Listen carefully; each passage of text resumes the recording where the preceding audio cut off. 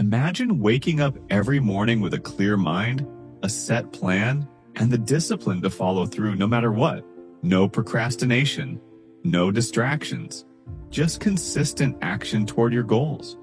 That level of discipline isn't something you're born with. It's something you train for. And today, I'm going to show you exactly how to do it using the Lotus Method. A simple but powerful system that will help you stay focused, eliminate bad habits, and create the kind of self-control that successful people rely on. If you've struggled with consistency, if you've ever felt like you start strong but lose momentum, this method is going to change the game for you. Stick with me till the end to effectively train your brain for discipline. First, let's get one thing straight. Discipline is not the same as motivation. Motivation is like a spark. It feels exciting at first, but it fades quickly. You've probably experienced this before.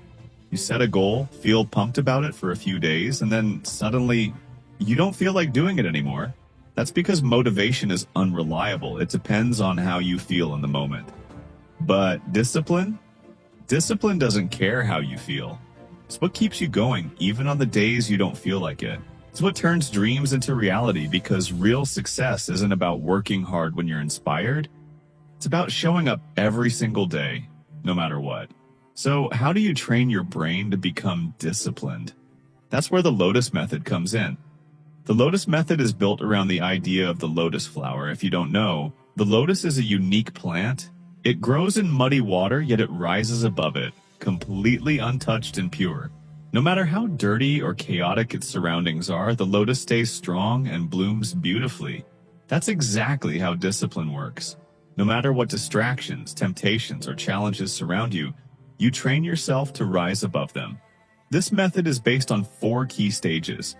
Let's break each of these down so you can start applying them right away. Number 1, root. Building your mental foundation. Just like a lotus needs strong roots to grow, you need a solid mental foundation if you want to build discipline. This starts with clarity. Ask yourself, why do you even want to be more disciplined? If your reason isn't strong, your discipline won't be either. You need a purpose that keeps you grounded, even when things get tough. Next, take control of your environment. You might think discipline is all about willpower, but the truth is, your surroundings play a huge role. If you keep your phone next to you while studying, you will get distracted. If junk food is always in your kitchen, you will eat it. The easiest way to become disciplined is to remove temptations before they can even become a problem. And finally, start small. You don't need to overhaul your entire life overnight. Begin with tiny habits. Wake up 10 minutes earlier, do 1 push-up a day, read for 5 minutes. These small wins build momentum, and before you know it, they turn into bigger habits. Number 2, stem. Strengthening your self-control. A lotus grows tall even in muddy water. That's how your self-control should work. No matter what's happening around you, you should be able to stay in control of your actions. One of the best tricks to train your self-control is something called the 5-second rule. Anytime you feel yourself hesitating, whether it's getting out of bed, starting a workout, or focusing on work, count down from 5. 5, 4, 3, 2, 1. Go. This small countdown forces your brain to stop overthinking and take action. Another way to build discipline is by practicing delayed gratification.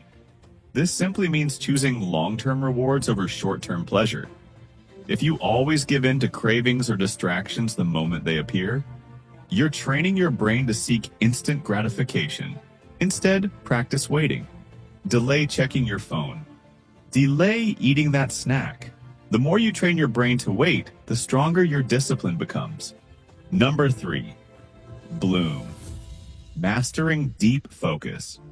Now that you have control, it's time to maximize your focus. A lotus blooms when it reaches the surface.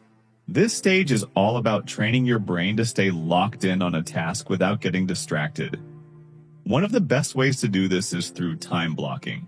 Instead of working whenever you feel like it, set specific time slots where you focus on deep work. Turn off all notifications, put your phone away, and commit to working without interruptions. Number 4, thrive. Sustaining long-term discipline. A lotus doesn't just bloom, it keeps thriving. The final step of the Lotus Method is making discipline a permanent part of your life. The best way to do this is by tracking your progress. Keep a small notebook or use an app to write down how disciplined you were each day. Even if you miss a day, don't let it turn into two. The key is to bounce back immediately instead of falling into old habits. Another trick is to change your identity. Instead of saying, "I want to be more disciplined," start saying, "I am a disciplined person." When you see yourself as someone who naturally stays consistent, your actions will start matching that identity. Now that you understand the Lotus Method, here's what I want you to do. Pick one habit you want to improve. Maybe it's waking up early, reading more, or working out consistently. Apply the root, stem, bloom, and thrive approach for the next 7 days. Track your progress and see how much stronger your discipline becomes. If you found this helpful, make sure to like, subscribe, and comment below with the habit you're working on. I'd love to hear how it goes for you.